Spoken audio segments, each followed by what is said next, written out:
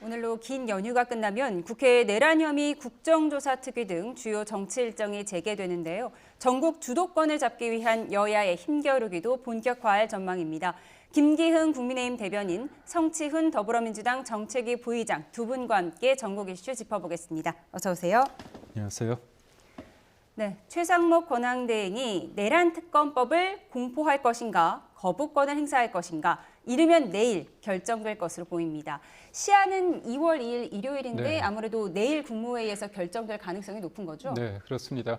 아무래도 국민의힘 저희 입장에서는 이거 관련해서 제2요구권을 반드시 행사해야 된다고 봅니다. 왜냐하면 그 최상목 권한대행이 명시적으로 얘기한 게 여야 합의를 해서 위헌적인 요소를 빼라고 그러지 않았습니까? 국회에 요청을 했는데 민주당 쪽에서는 본인들이 어떻게 보면 낸 특검안에 대해서 위헌적인 요소를 제거했다고 보지만 국민의힘 입장에서는 이렇습니다. 뭐냐면 무엇보다도 인지된 수사를 무한히 확장해서 별건 수사를 하는 부분에 대해서는 이거는 맞지 않거든요. 그리고 무엇보다도 민주당이 이제까지 그 별건 수사에 대한 문제점을 강조를 했습니다. 비판을 해왔던 지점에서 문제가 있다고 보고 있고 또 무엇보다도 지금 국민들 입장에서 대통령의 어떤 수사에 대해서 검찰, 경찰, 공수처 이 수사가 덜 됐다고 생각하는 것보다는 과하면 과했지 덜 됐다고 생각하지 않습니까?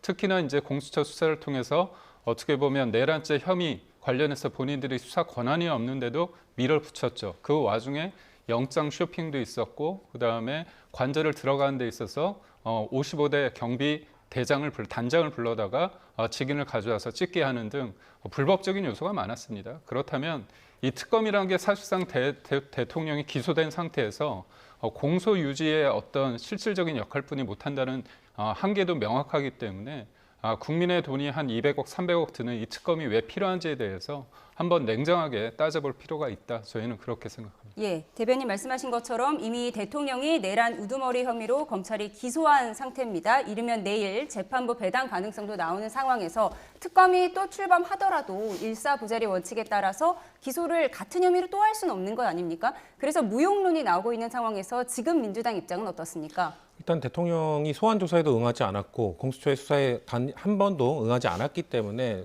조사나 이런 것들이 추가적으로 필요한 상황입니다. 그렇게 되면은 추가 기소 가능성도 충분히 있다고 생각을 하고요. 검찰이 공소장에도 보면은 내란죄만 담고 나머지 내용을 담지 않지 않았습니까? 그렇기 때문에 제가 봤을 때는 재판이 진행되는 과정 혹은 뭐 추가적으로 압수수색이 이루어진다거나 추가 자료 확보가 됐을 경우 추가적인 기소도 충분히 가능하다. 그렇기 때문에 추가 기소 이외에도 공소유지 이런 것들을 할 수 있는 특검의 역할이 충분히 필요하다고 판단하기 때문에 민주당에서는 특검의 필요성을 주장하고 있는 것이고요.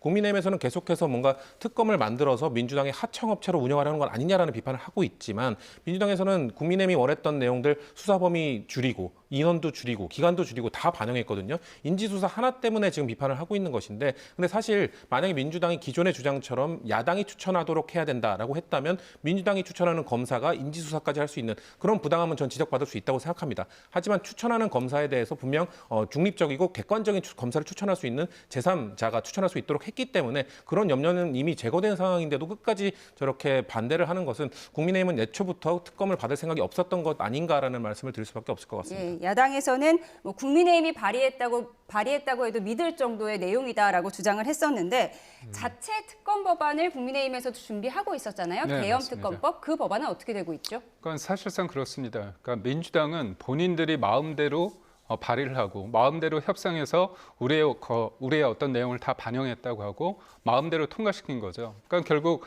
수적 우위에 점하고 있는 어떤 의회 지형을 통해서 법대로가 아니라 마음대로 하고 있다. 일종의 이제 근육자랑 힘자랑을 하고 있다고 볼 수밖에 없고 저희는 명시적으로 내란죄, 그러니까 외환죄는 당연히 안 되는 거고요.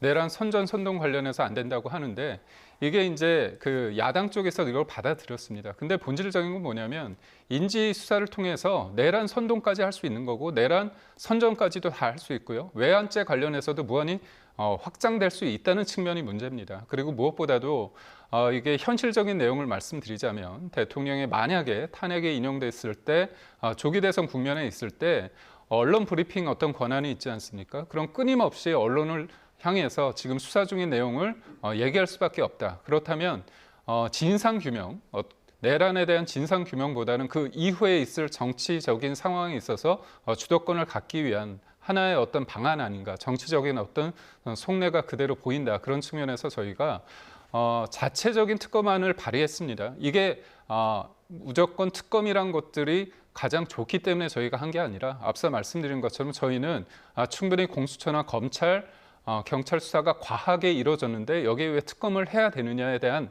어떤 본질적인 질문이 있고요. 왜 하느냐? 위법한 위헌적인 어떤 민주당의 특검이 통과되는 것을 막기 위해서 최악을 막기 위해서 네. 차선이나 차악을 선택했던 거거든요.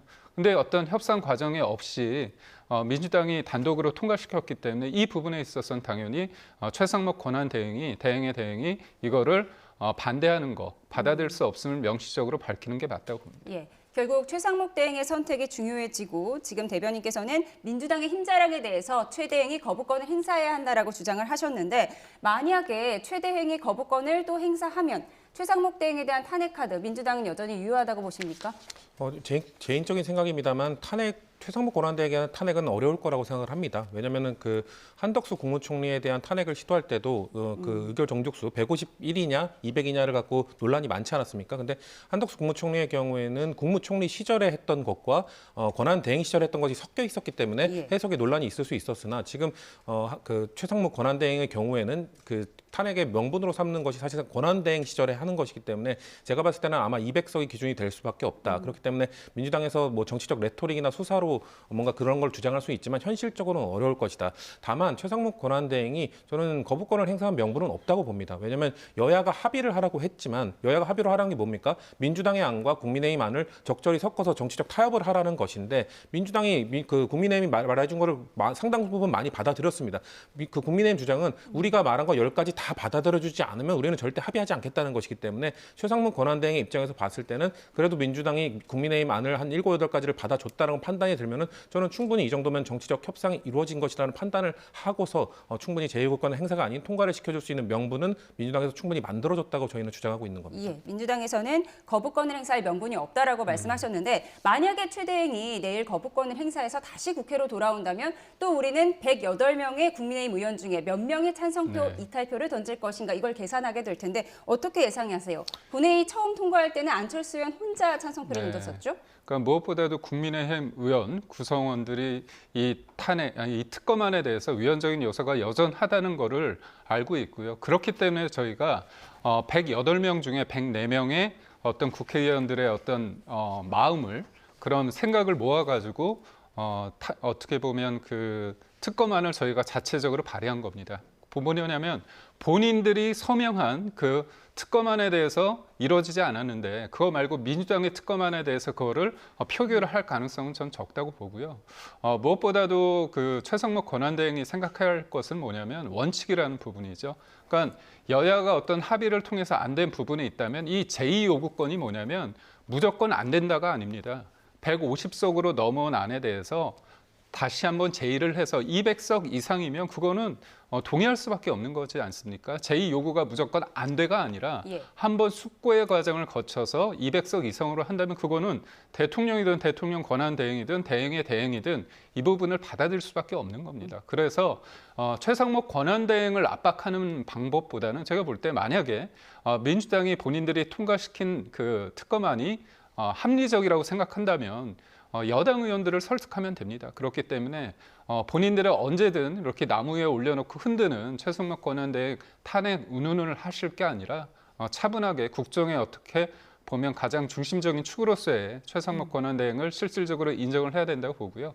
저는 여기서 한 말씀 드리고 싶은 게 뭐냐면 우리 성치윤 위원장님께서 말씀하신 것처럼 150석이 아니라 200석이 될 수밖에 없습니다. 근데 저는 한덕수 권한대행도 실질적으로 어떤 행사를 안 했기 때문에 소위 말해서 탄핵을 시켰잖아요. 그러면 그거는 200석이 맞습니다. 근데 헌재가 이런 논란이 계속될 수 있는 거, 언제든지 민주당이 탄핵을 겁박할 수 있는 이런 상황을 방치하고 있다고 봅니다. 그런 측면에서 볼 때 헌재가 150석이냐 200석이냐 이 부분에 대해서 한덕수 권한대행의 효력정지 가처분에 대한 예. 결론을 빨리 내리는 것이 지금의 혼란 상황, 민주당의 어떻게 보면 좀 버릇없는 탄핵에 대해서 막을 수 있는 어떤 헌재 준엄한 결단이 필요한 시점이다. 이렇게 말씀드립니다. 예, 특검법에 대해서 짚어봤고요. 2월 3일 월요일부터는 임시국회가 시작이 됩니다. 내란 혐의 국정조사 특위가 2차례 추가 청문회를 예고하고 있는데요. 윤석열 대통령도 증인으로 채택이 됐지만 이번에도 불출석할 가능성은 높아 보이는데 거부할 경우에 민주당은 서울구치소 방문조사도 검토하고 있다 이렇게 밝혔어요. 그렇죠. 그리고 아마 대통령께서는 방문조사조차도 거부할 가능성이 매우 높다고 보고 있습니다. 왜냐하면 공수처 수사뿐만 아니라 지금 관련된 수사를 전면적으로 지금 거부하고 계신 상황이기 때문에 하지만 명분은 국민들이 바라보는 시선은 다를 거라고 생각합니다. 공수처의 수사 권한에 대해서는 뭐 논쟁 부분이 분명히 있었습니다만 이번에는 국조특위에서 가는 것 아니겠습니까? 그러니까 국정조사 같은 경우는 대한민국 입법부에 부여된 고유의 권한입니다. 그리고 여야가 합의해서 지금 진행을 하고 있는 상황이기 때문에 출석 요구를 했을 때는 이거를 거부하는 것이 그 공수처의 수사를 거부했던 것과는 다르게 받아들일 것이다. 다만 뭐 피의자로서 뭔가 본인의 방어권을 행사하기 위해서 나는 가서 응답하지 않겠다라고 말할 수는 있으나 이거 자체를 뭐 부당하다거나 아니면 입법부가 과한 요구를 하고 있다거나 이런 식으로 입장을 내실 경우에 국민들이 바라보실 때는 입법부에 정당하게 부여된 권한을 행사하고 있는데 왜 저걸 부정하지라는 생각을 가지실 거기 때문에 저희가 봤을 때도 조사를 거부할 것 같지만 그거에 대해서 어떤 명분을 내세우실지는 아마 지켜봐야 되지 않을까라고 지금 보고 있습니다. 대통령이 헌재 심판정에서 일종의 공개 변론을 하고 있잖아요. 그런데 공개 청문회, 뭐 방문 청문회 이게 실익이 있다고 보세요?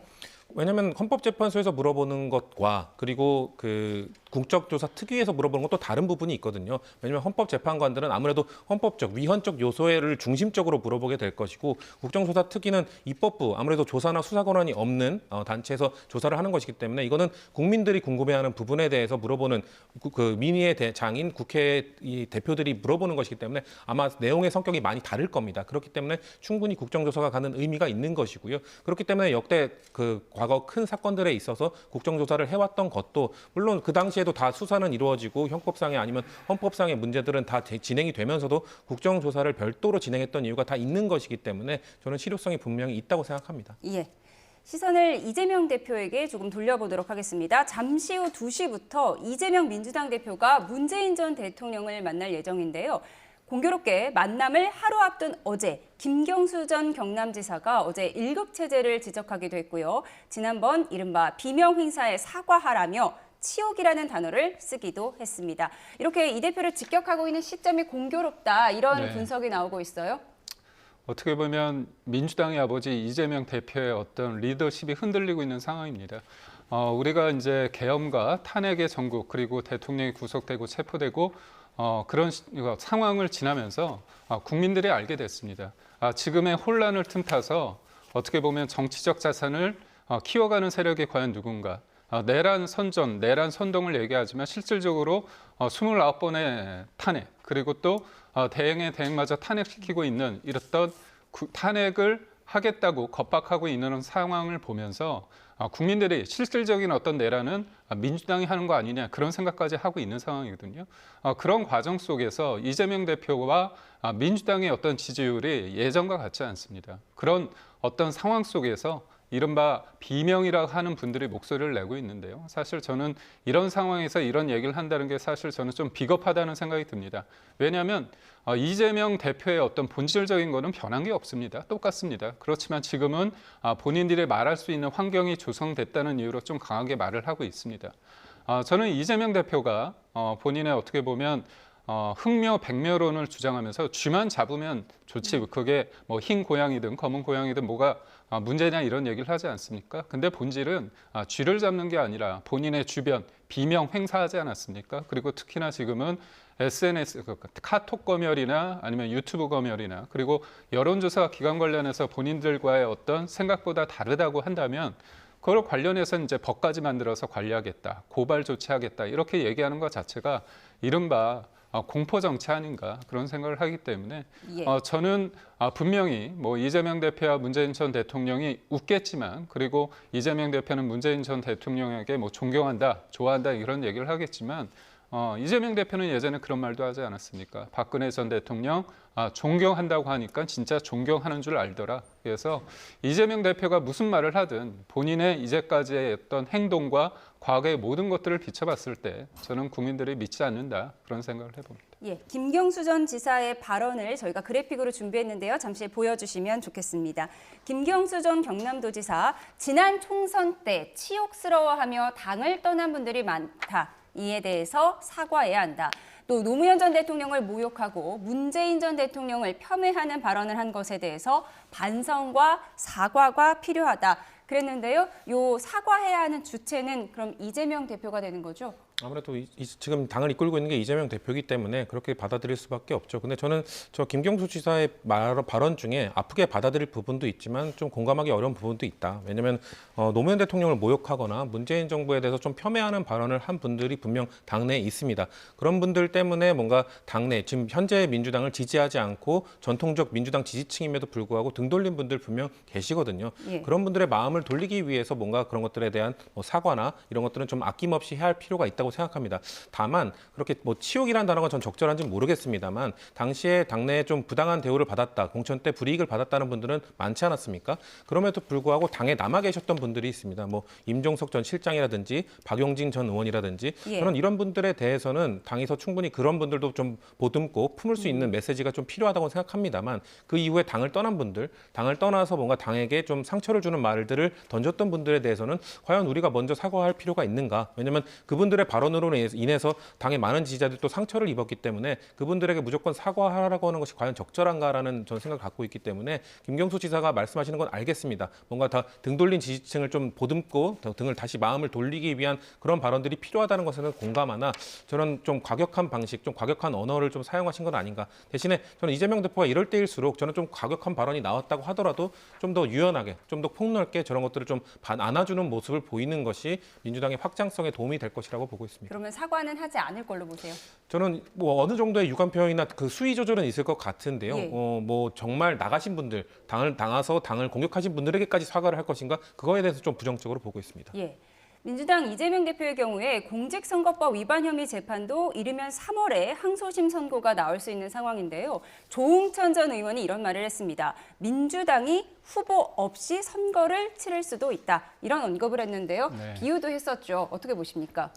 전 그럴 가능성도 있다고 봅니다. 저번에 전당대회 때 김두관 전 의원이 당시 후보가 뭐라고 얘기했냐면 1인의 지시에 의해서 일렬 종대로 돌격하는 전체주의 유령이 떠돌고 있다 이런 얘기를 했습니다. 결국은 한 사람의 민주당의 아버지가 이재명 대표 아닙니까?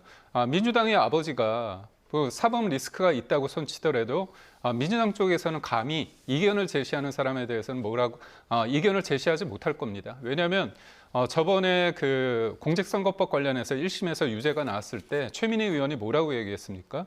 움직이면 죽는다. 비명계에 대해서 그런 극언을 하지 않았습니까? 그런 분위기가 저는 유효할 거 보고요.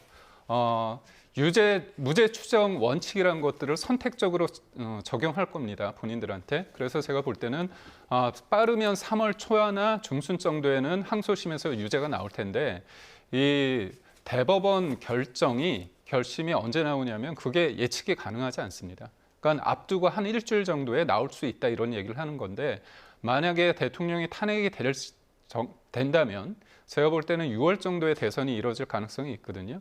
그렇다면 공직선거 기간이 시작됐을 때 그때 만약에 대법원에서 확정으로 유죄가 된다면 그때는 민주당 입장에서는 후보 교체를 못합니다. 법적으로. 그래서 제가 조금 이 부분에 대해서 상상을 한번 해봤는데 민주당 입장에서는 무소속 후보를 낼 수도 있습니다. 어떻게 보면 일종의 약속 대련인 거죠. 무소속으로 아마 친명 쪽에 있는 사람을 내세우거나 아니면 비명 쪽에서 무소속을 낼 수 있겠죠.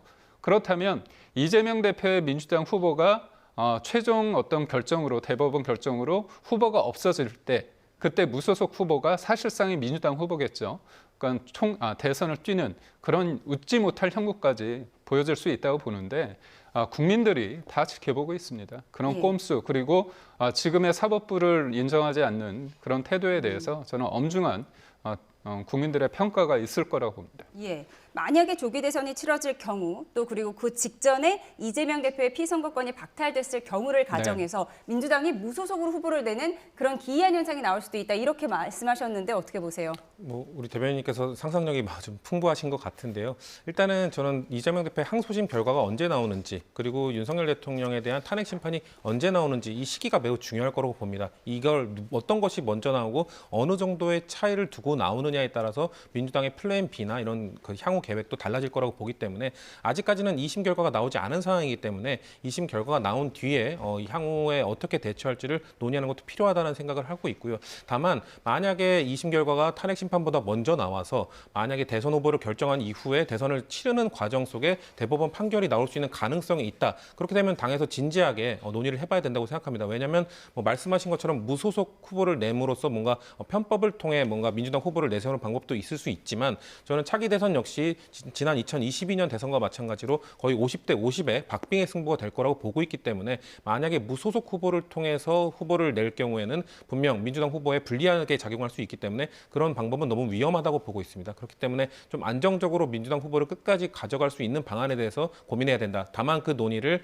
이재명 대표 2심과 탄핵 심판이 나오는 시기 그 이후에 좀 진지하게 논의하는 게 필요하다고 생각합니다. 예, 현재의 시계와 법원의 시계, 어느 시계가 더 빨리 돌아갈 것인가? 이런 문제 때문일까요? 김경수 전 지사뿐 아니라 문재인 정부 요직을 거친 비명계의 목소리가 점점 커지는 목소리입니다. 저희가 그래픽을 준비했는데요. 보여주시면 좋을 것 같습니다. 네, 임종석 전 비서실장과 김부겸 전 국무총리, 김동연 경기도지사가 잇따라 목소리를 내고 있는데요. 좀 정리를 해주실까요?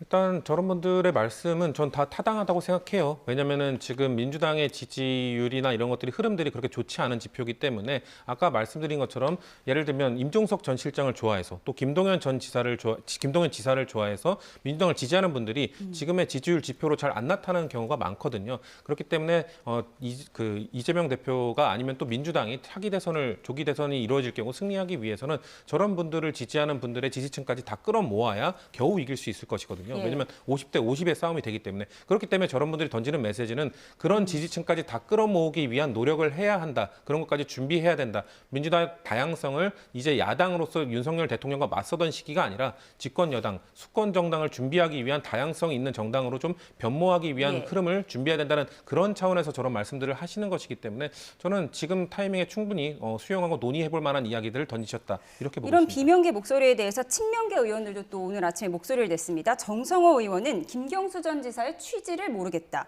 조승래 의원은 다양성의 생태계를 파괴해서는 안 된다. 이런 얘기를 했어요. 어떤 의미죠? 아마도 좀 그 다양성을 추구하자는 얘기가 당의 이런 좀 생태계를 좀 파괴할 수 있는 당의 일원안을 좀 파괴할 수 있는 발언이라면은 좀 조심해야 된다. 왜냐하면 제가 봤을 때도 아까 김경수 지사의 발언에 대해서 제가 말씀드렸지만 좀 과격한 부분이 있습니다. 왜냐하면은 다양성도 존중하면서 기존에 있었던 친명 그리고 이재명 대표를 지지하던 지지 세력과 화학적 융합을 할 수 있어야 되거든요. 그러기 위해서는 좀 조심스럽게 접근해야 될 필요가 있는데 아까 말씀드린 뭐 치욕이라든지 당에 나간 분들에게 사과해야 된다든지 이런 발언을 했을 경우 당을 지키고 있던 분들에게 거부감을 줄 수 있는 발언이기 때문에 그런 차원에서 아마 정성호 의원이나 조승래 대변인께서 좀 더 조심스럽게 접근을 해야지 그렇게 과격하게 접근하면 화학적 융합이 어려울 것이다라는 예. 차원에서 그런 말씀들을 하신 게 아닌가 생각해 봅니다. 네, 이렇게 친명계와 비명계 간의 신경전이 이어지고 있는 가운데 오늘 이재명 대표를 만나는 문재인 전 대통령이 어떤 메시지를 내놓을지 관심이 가는데 어떻게 예상하십니까?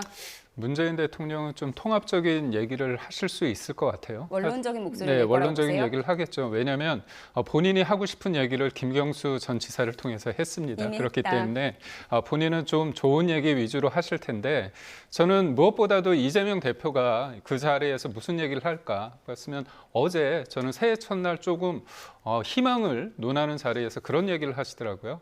내란의 그림자가 여전히 있다, 뭐 짙게 드리워져 있다 이렇게 얘기를 하는데 저는 뭐 제가 여기에서 12월 3일 이후에 정상적인 활동을 하는 데 있어서 제가 내란 중이라고 한다면 굉장히 신변의 위협을 느끼면서 위축되고 그래야 되는데 저는 할 말 하고 살거든요. 근데 여전히 내란 중이다, 내란이 진압돼야 된다 그렇게 얘기하는 게 사실상 누구를 위해서 그런 공포를 조장하는지 저는 모르겠습니다. 그렇기 때문에 이재명 대표가 만약에 본인이 생각하는 것처럼 흰 고양이, 검은 고양이 문제없이 뭔가 민생을 잘 챙기겠다고 한다면 그 진심을 국민들에게 밝히는데 그 부분이 어려운 게 아닙니다. 뭐냐면 지금의 국정을 마비시키는 수많은 탄핵, 9번, 8번의 그 탄핵을 철회하시면 됩니다. 그리고 본인을 위한 어떤 위인 설법이 있지 않습니까? 지역화폐법. 본인이 그렇게 주장하는 25만 원을 관철시키기 위해서 의무적으로 중앙정부가 이거 관련해서 해야 된다는 그런 포퓰리즘 성격에 대한 것들에 대해서 단호히 배척하고, 그리고 양국관리법 같은 경우도 어떻게 보면 일정 부분 쌀값이 떨어지면 본인이 정부가 그거를 일정 부분 그 쌀값 밑으로 내놓지 않게끔 국민 세금으로 보존해 주는 거 아닙니까? 그럴 때 이런 부분에 대해서 과감하게 이런 것들을 철회한다고 한다면 그게 바로 민생을 위한 길 아닌가. 그래서 말로만 민생 말씀하지 마시고요. 본인이 어떤 행동을 해왔는지, 민주당이 어떤 법안을 내왔는지, 어떻게 탄핵을 남발했는지에 대한 반성부터 하시는 게 맞다고 봅니다. 민주당 내부 상황 짚어봤고요. 여당은 연휴가 끝나면 윤석열 대통령이 수감되어 있는 구치소 방문이 이어질 것으로 보입니다. 어제는 윤상현 의원과 탄핵에 반대하는 원외 당협 위원장들이 편지도 보내고 구치소 밖에서 90도로 세배도 했다고 합니다. 원외 당협위원장 맡고 계시잖아요. 네, 맞습니다. 그러니까 원외 당협위원장들이 한 130여 명 됩니다. 그중에서 이제 80여 분 정도가 요 사안에 대해서 좀 적극적으로 행동하고 있는데요. 저 같은 경우도 그 80여 분의 그 원외위원장 그 분들과 뜻을 같이 하고 있습니다. 지금 국민들이 보시기에 지금 탄핵과 그다음에 그 대통령의 구속, 체포 이런 일련의 상을 보면서 법이란 것이 절차적 정당성이 과연 제대로 적용되고 있는지에 대해서 많은 분들이 의문을 갖고 있습니다. 대통령이란 사람은 많은 국민들이 뜻을 모아서 민주주의 절차라는 어떤 선거를 통해서 뽑힌 대통령 아닙니까? 한 예를 들자면 산에 이렇게 차근하게 등산을 하다가 정상에 있는 대통령을 누군가에 의해서 갑자기 낭떠러지로 이렇게 내모는 형국이다. 이런 상황 속에서 만약에 대통령이 잘못을 했다고 한다면 그거는 지금 헌재에서 심판을 받고 있고 구속 기소돼 있지 않습니까? 그런 상황 속에서도 끊임없이 대통령에 대해서 국회가 진실을 위한 것보다는 본인들의 어떻게 보면 압박을 하기 위해서 아니면 죄를 지었다고 생각하는 어떤 프레임을 짜기 위해서 그런 인상을 짙게 드리우기 위해서 대통령을 위한 또 어떤 그 국정조사를 하겠다는 거 아닙니까? 그런 과정에 있어서의 문제점에 대해서 원외 당협위원장이나 국민의 의원들이 자발적으로 하는 행위이기 때문에 이거는 대통령 한 개인을 지키고자 하는 게 아니라 대한민국의 어떤 법치와 질서 그리고 문제를 해결하는 방식에 있어서의 적절한 법에 맞는 그런 법이 적용되고 있는지에 대한 의문에서 시작된 것이라고 저는 보고 있습니다. 국민의힘의 속내는 복잡할 수밖에 없는 상황인데 탄핵 인용으로 만약 조기 대선이 현실화할 경우를 대비해서 여권의 대선 잠룡들의 목소리도 점차 커지고 있는 모습인데요. 그래픽을 좀 보여주시죠. 네. 홍준표 대구시장, 유승민 전 의원, 오세훈 서울시장, 안철수 의원, 한동훈 전 대표 등이 목소리를 차례로 내고 있습니다. 그런데 이게 경선 경쟁력과 본선 경쟁력은 다르다 보니까 어떤 목소리를 내야 할지 참 속내가 복잡할 것 같아요. 맞습니다.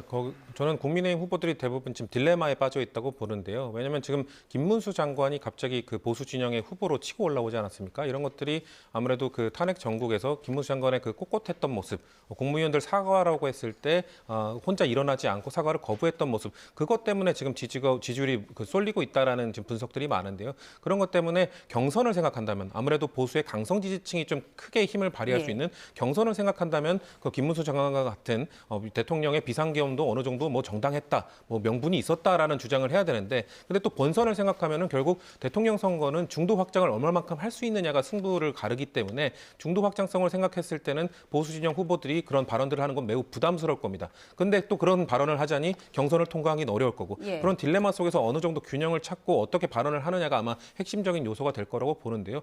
저는 글쎄요, 김문수 장관의 한계는 점점 드러날 것이라고 보고 대신 이 기존의 그 인지도나 이런 경력을 갖고 있던 후보들이 제가 말씀드린 그 딜레마 사이에서 어느 정도 균형을 찾아가면서 적절한 정치적 발언들을 하는가, 그것이 지금 보수 진영의 후보가 누가 되느냐의 갈림길이 될 거라고 보고 있습니다. 결국 예선격인 경선에서 경쟁력을 가지려면 보수 선명성이 중요하고 또 본선에서 경쟁력을 가지려면 어쨌든 중도층을 끌어안아야 하잖아요. 딜레마라고 말씀하셨는데 국민의힘 내부에서는 어떤 후보가 가장 경쟁력이 있다고 보세요? 저는 김문수 그 장관에 대한 어떤 경쟁력에 대해서 야당에서는 뭐 보수 세력이 결집했기 때문에 그런 거 아니냐. 일정 부분 맞을 수 있습니다. 예. 근데 제가 말씀드리고 싶은 건 뭐냐면 조기 대선 국면이 아닙니다. 지금 어떻게 보면 대통령이 탄핵이 되느냐 안 되느냐 굉장히 중요한 상황인데 그런 헌재가 과연 그 헌재 심판을 적절하게 어떻게 보면 신속성과 공정성을 두 가지를 담보하면서 진행되고 있는가 했을 때 굉장히 급하다.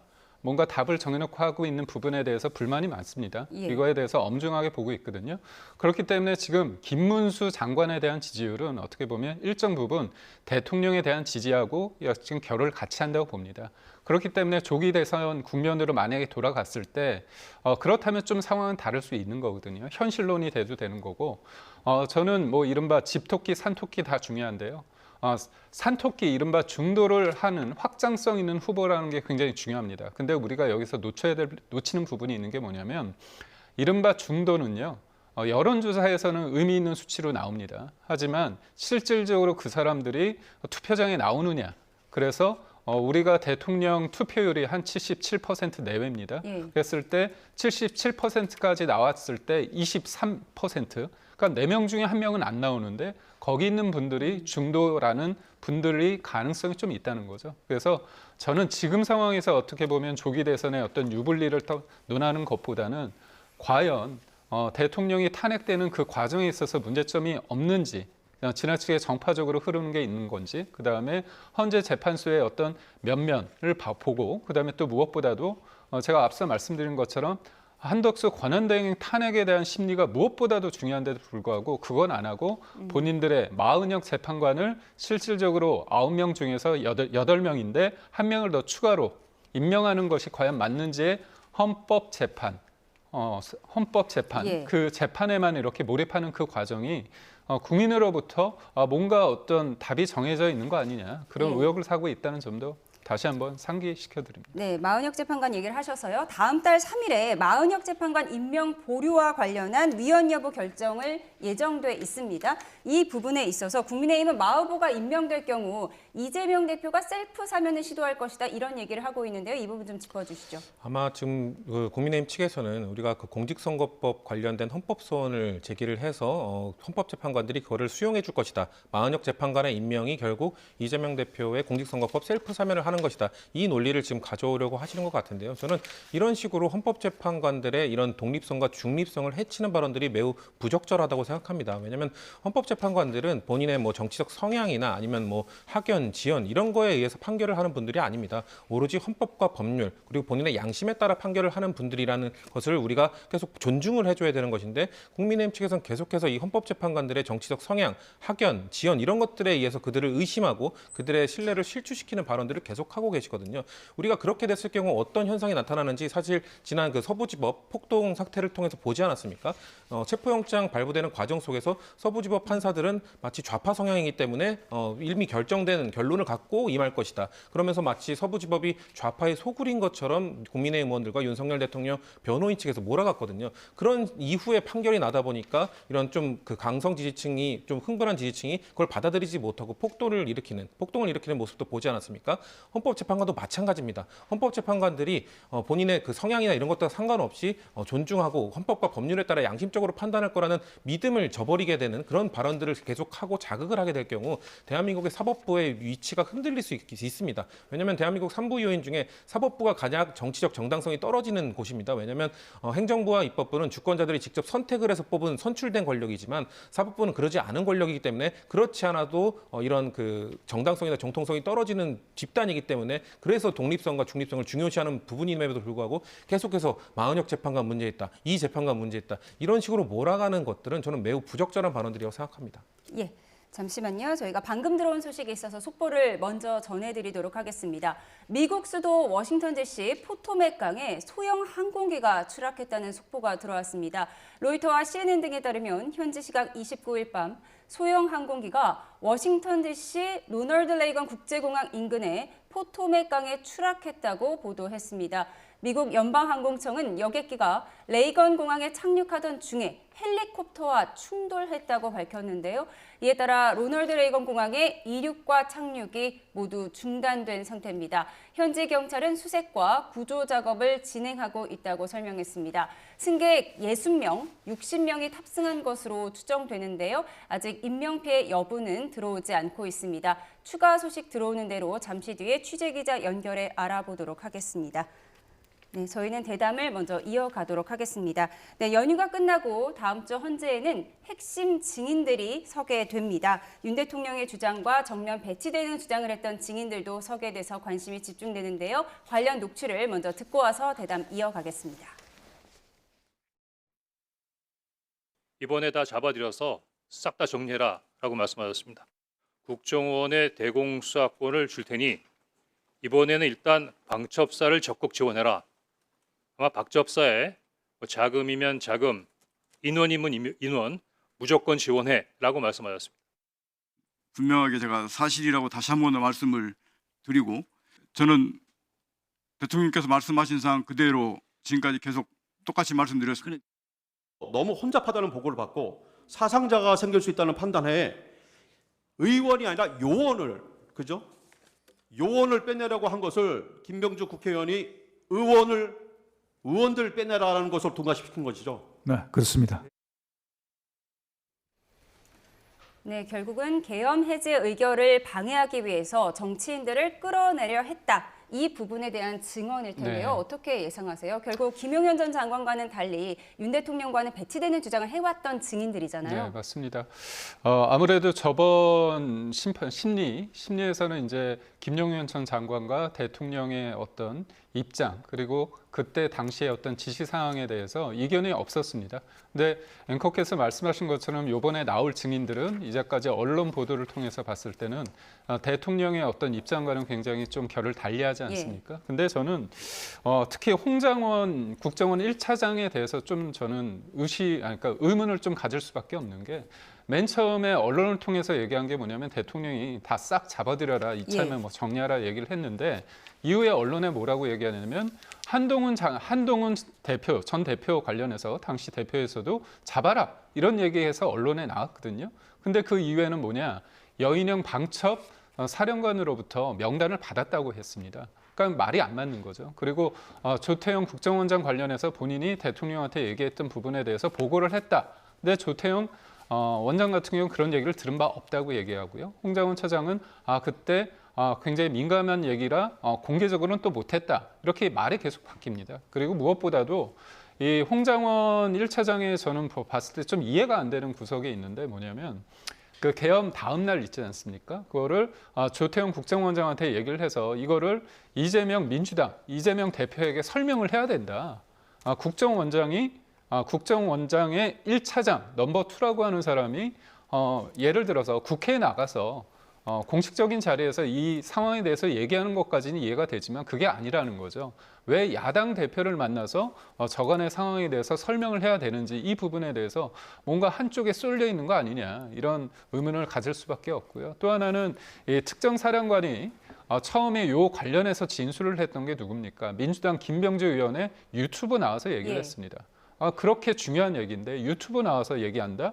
이게 군인이 맞나요? 그런 측면에서 봤을 때 좀 이해하기 힘들고 그때 모든 것들은 어떻게 보면 첫 번째 진술이 되게 중요합니다.